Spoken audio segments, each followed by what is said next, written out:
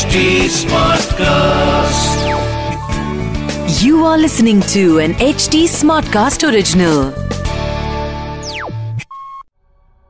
नमस्ते, मेरा नाम निशांत है।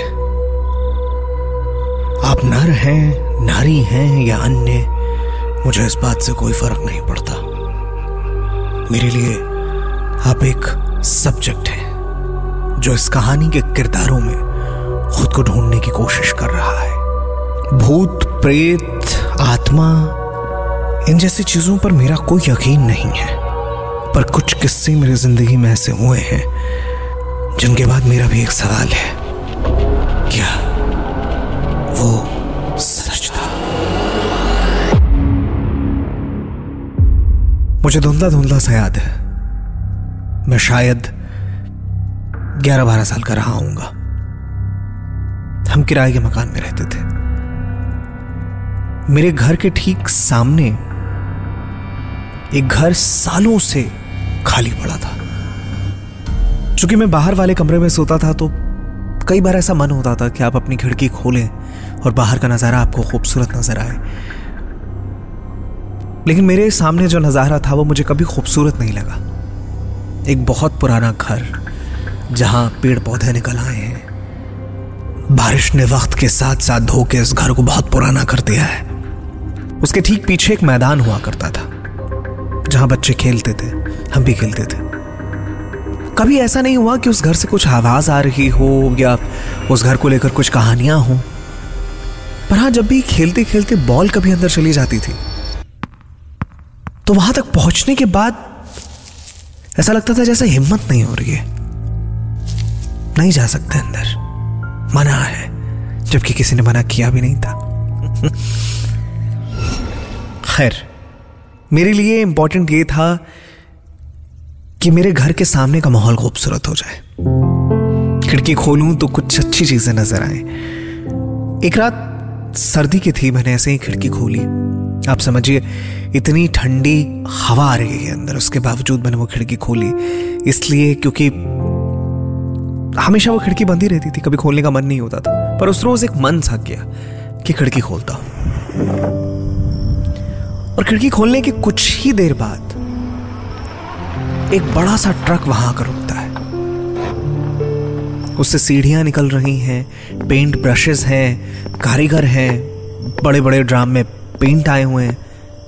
एक खुशी जैसी महसूस हुई कि शायद इस घर को वापस से ठीक किया जा रहा है, क्योंकि यहां कोई रहने आने वाला है। और इस उम्मीद में मैंने वो खिड़की एक मुस्कान लिए बंद कर दी, आराम से सो गया। 4-5 दिन, आप ज्यादा कह सकते हैं 10-12 दिन तो लगभग काम चलता रहा उस मकान में। वो एकदम नया मकान हो गया।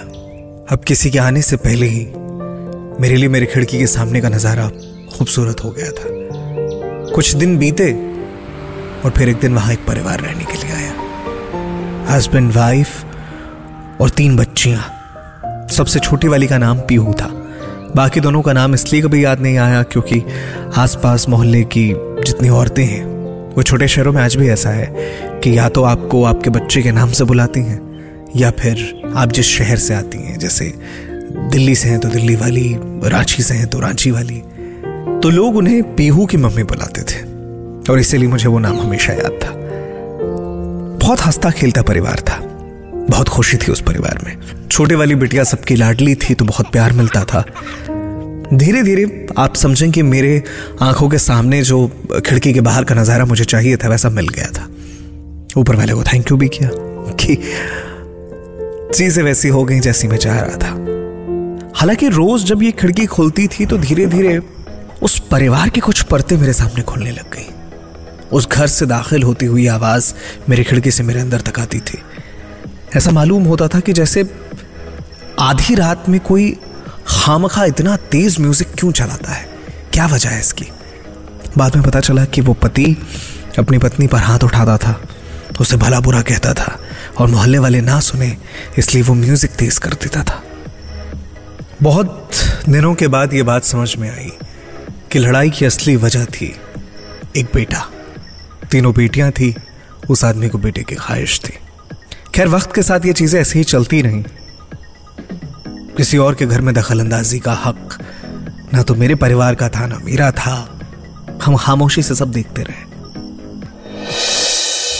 होली थी उस साल।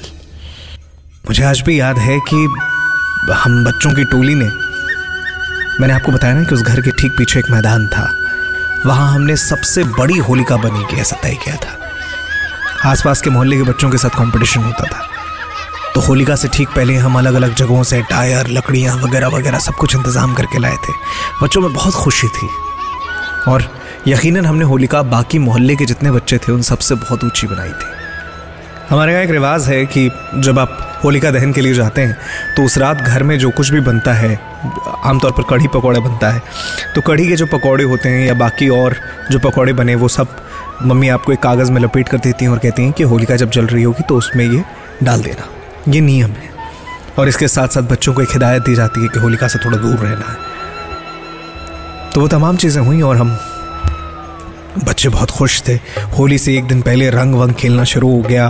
कई बच्चे नाराज़ हो गए कि अरे कल थी तैयारी, नए कपड़े गंदे कर दिए वगैरह वगैरह। खैर होलिका दहन अच्छी रही। हम सब बच्चे अपने अपने घर लौट गए, स्वादिष्ट खाना खाया और इस तैयारी में लग गए कि कल क्या क्या करना है, किसके किसके घर जाना है, कौन कौन घर में छुप जाता है, उसे कैसे बाहर निकालना है। सो ये तमाम किस्म की बच्चों की जो तैयारियां थी वो चल रही थी। रात के कुछ 12 साढ़े 12 बज रहे होंगे। मेरे कमरे पे मेरे मकान मालिक की दस्तक हुई। वो अपनी पत्नी के साथ खड़े थे और मुझसे पूछा कि मम्मी जाग रही हैं? तो मैंने कहा नहीं, मम्मी तो सो गई हैं, बताइए कुछ काम है तो। उन्होंने कहा कि मम्मी को ज़रा उठाओगे तुम? मैं गया, मैंने माँ को उठाया और जब बाहर आया तो मुझे आज भी वो लफ्ज़ एकदम साफ याद है जैसे मैं अभी सुन रहा हूँ इसे। उन्होंने कहा कि पीहू की मम्मी ने एक बेटी को जन्म दिया है। ये खुशी चेहरे पे बटोर के आप रख पाते इससे पहले उन्होंने कह दिया, लेकिन वो नहीं रह पाई। पीहू की मम्मी अब नहीं रही। पांव तले जैसे जमीन खिसक गई। उन 3 बच्चों को हर रोज खेलते कूदते आप देखते हैं। छोटी वाली बच्ची पीहू तो बहुत छोटी है अभी, मां नहीं रही। उस रात खिड़की खोलने का मन नहीं हुआ। मैं छत पर आया अपनी और एक टक उस घर को देख रहा था मैं। वो अंदर जो रोना था, जो चीखना था, वो ऐसा था कि जैसे आपको अंदर से तोड़ कर रख देगा। उस घर के ठीक पीछे जलती होलिका में ऐसा लग रहा था कि इस बार ये घर भी जल गया है। उस साल हमारे यहां होली नहीं मनाई गई। मोहल्ले की औरतें उस घर में जाती थी, बच्चों को खाना खिलाती थी। छोटी वाली बेटी जो पीहू थी उसे गोद में खिलाना, पूरे परिवार के लिए खाना, ये सब चलता रहा। पर कितने दिन, कुछ समय के बाद ये चीजें खत्म हो गई। लोग अपने अपने कामों में मशगूल हो गए। उस परिवार को जैसे मोहल्ले ने भुला दिया। कुछ दिनों बाद उनके जो रिश्तेदार थे, पीहू के फादर से उन्होंने कहा कि तुम्हें शादी कर लेनी चाहिए दूसरी। 3 बच्चों की जिम्मेदारी कैसे संभालोगे? बाहर काम करने जाओगे, ये बच्चे अकेले कब तक रह पाएंगे? फिर कुछ दिनों के लिए वो घर बंद होता है और एक रोज एक नई मां के साथ वो बच्चे उस घर में दाखिल होते हैं। हालांकि सौतेली मां का जो किस्सा अब तक मैंने सुना था वो इनके सामने आकर टिकता नहीं था। ये भी एक मां थी और बच्चों को इतने प्यार से रखती थी कि कई बार मेरी माँ और आसपास के मोहल्ले में जितनी लेडीज थी वो अक्सर ये बात कहती थी कि जीवन तर गया इनका। एक ऐसी माँ जो अपनी नहीं है, वो बच्चों को अपनी माँ से ज्यादा प्यार करती है। बहुत खुश हो गया था वो परिवार, बहुत खुश था। जिस बच्चे को उन्होंने जन्म दिया था मरने से पहले, उस बच्चे को पूरे वक्त वो अपने सीने से लगाए घूमती थी। पर तब तक, जब तक उनका खुद का बच्चा नहीं हुआ, प्यार जैसे शिफ्ट सा हो गया। वो बच्चा अकेला पड़ गया। पीहू अपने गुड़िया के साथ अकेली पड़ गई और बाकी 2 बहनें तो बिल्कुल अलग ही रह रही थी। ये सब चल ही रहा था कि एक रोज एक इतनी तेज चीख मुझे सुनाई दी कि मैं जैसे बिस्तर से उठ के खड़ा हो गया था। ये पीहू की नई माँ थी जो दौड़ते दौड़ते मेरी माँ के पास आई थी और उन्होंने कहा कि देखिए ना दीदी, एक तांत्रिक आया, पता नहीं क्या क्या बोल रहा है वो। माँ, मैं, कुछ आसपास की और महिलाएं, सब हम लोग वहां जैसे पहुंचे, वो तांत्रिक कमरे की तरफ इशारा करके कह रहा था कि वो सब देख रही है, वो सब देख रही है। थोड़ी देर में पीहू के फादर वहाँ पहुँच जाते हैं और उसके बाद कहा सुनी हुई लिटरली उन्होंने मार के वहाँ से तांत्रिक को भगा दिया। तांत्रिक तो चला गया, लेकिन वो बात वहीं रह गई कि वो सब देख रही है। क्या कर रही हो तुम उसके बच्चे के साथ? वो सब देख रही है।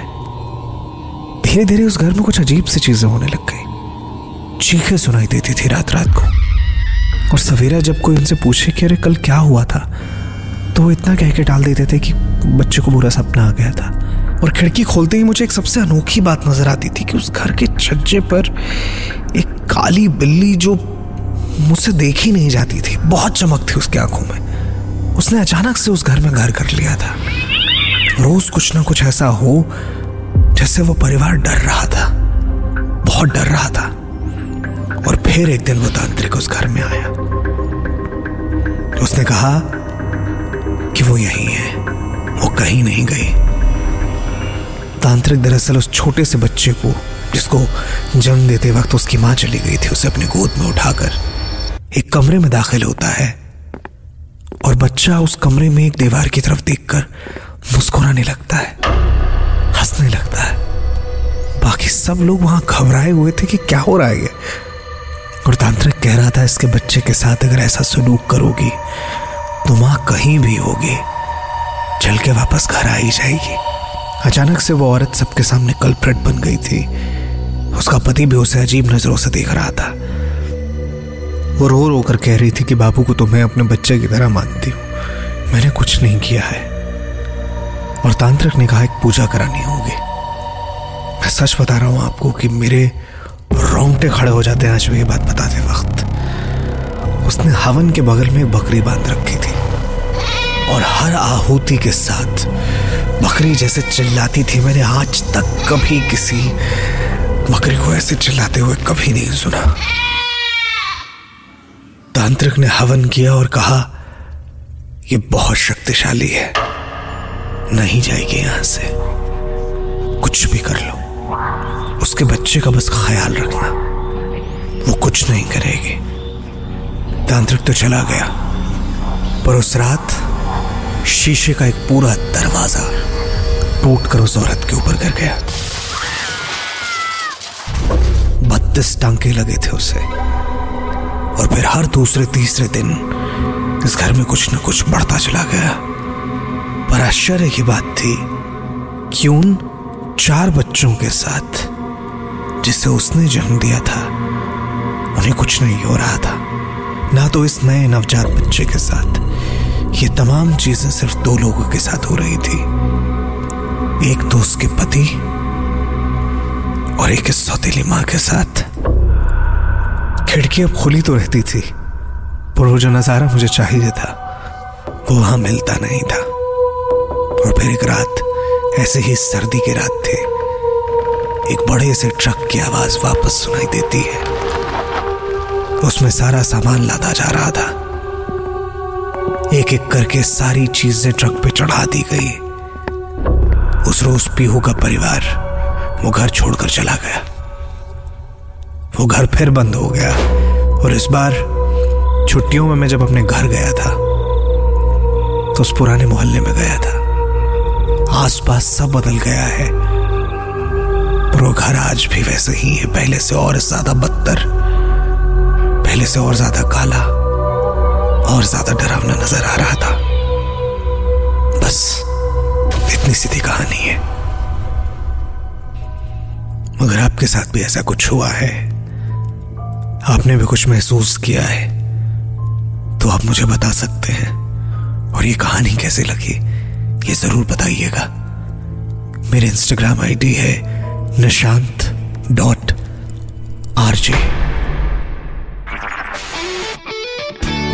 This was an HT Smartcast original. HT Smartcast.